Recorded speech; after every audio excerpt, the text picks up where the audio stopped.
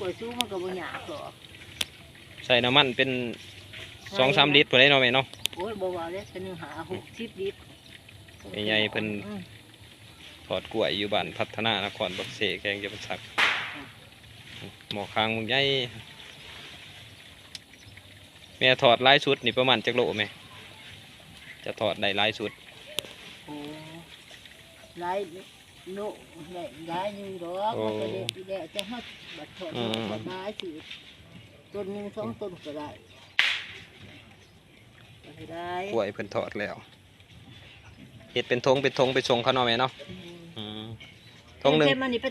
เท่าไรแม่จะไปส่งเขาผู้เป็นพวง50โอ้พวง50,000มี50 ทงพอแล้วเนาะแม่เนาะโอ้มี12 ทงเนาะทงใหญ่ไม่ใหญ่เป็นแม่ถอดกล้วยจักปีไหมเจ้าถอดมาเพิ่งได้ดูถอดมาเป็น20 ปีมาแล้วเนาะมองคุณแม่13 ปีนี่แหละ10 ปลายปีก็ได้กินเฮ็ดอาชีพเสริมเนาะแม่เนาะอาชีพเสริมไปตะกี้ไม่ใหญ่เฮ็ดอาชีพยังขายเครื่องอยู่ตลาดยังบ่ขายตะกี้เฮ็ดแบบไม้ไผ่เหือแล้วเนาะแม่เนาะก็ไผ่เหือหมดเอามาเขาเพิ่นสิก็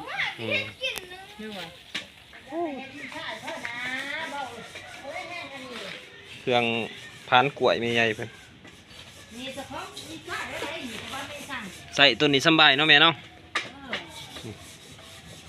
เอาตัวนี้กล้วยซุปลงนี้เปิดได้ตัวนี้มันกันพานสบายทุกคนบ่ได้พานมือ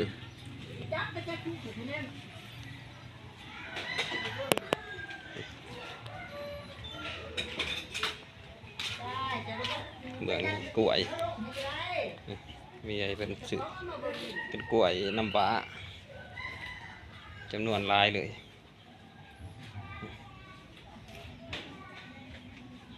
ประเทศเป็นอาชีพเสริมภายในครอบครัวลูกหลานเล็กน้อยสามารถช่วยได้มีแต่กล้วยวัดเลยเป็นโบมเมียนนี่ก็กล้วยเนาะแม่เนาะโบมเมียนเนาะไม่ใหญ่แล้วโบมเมียนมันสุกโอ้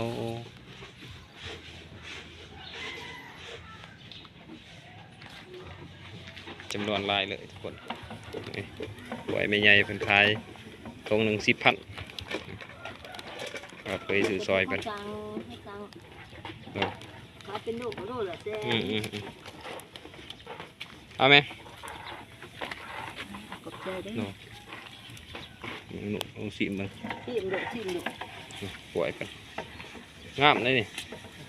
พานเสมอกันดีเนาะแม่เนาะนี่เอาเครื่องจักรพานเนาะว่าเอาเครื่องจักรพานมันเสมอกันเนาะ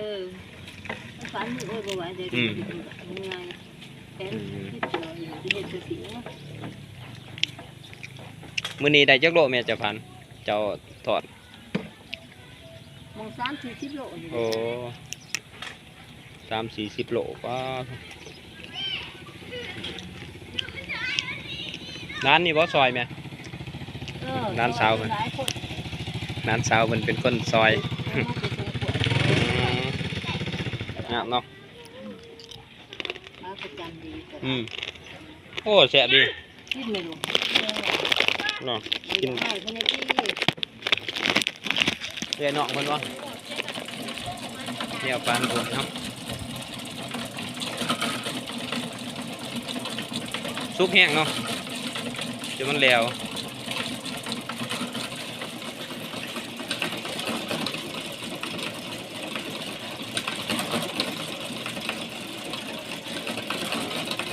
หน่วยหนึ่งข้าวเดียวเนาะ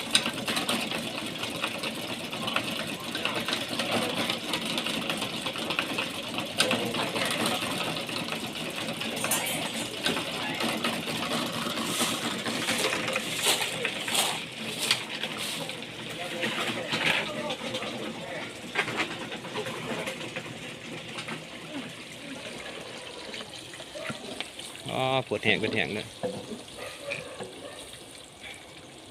ส่ใบเตยน้ำบ่นี่ว่าน่ะ ฮะ ใส่ใบเตยน้ำบ่ แม่น โอ้ใส่ใบเตยน้ำ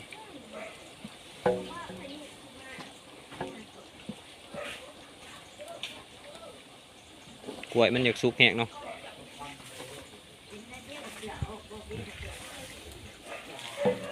โอ้น้องเฮ็ดเองก็เป็นเนาะเดี๋ยวว่ามีใหญ่แล้วเฮ็ด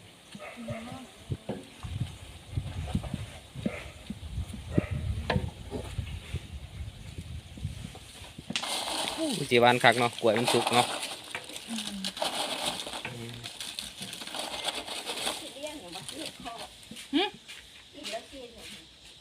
ไข่ ทงหนึ่ง10,000 กีบซื้อ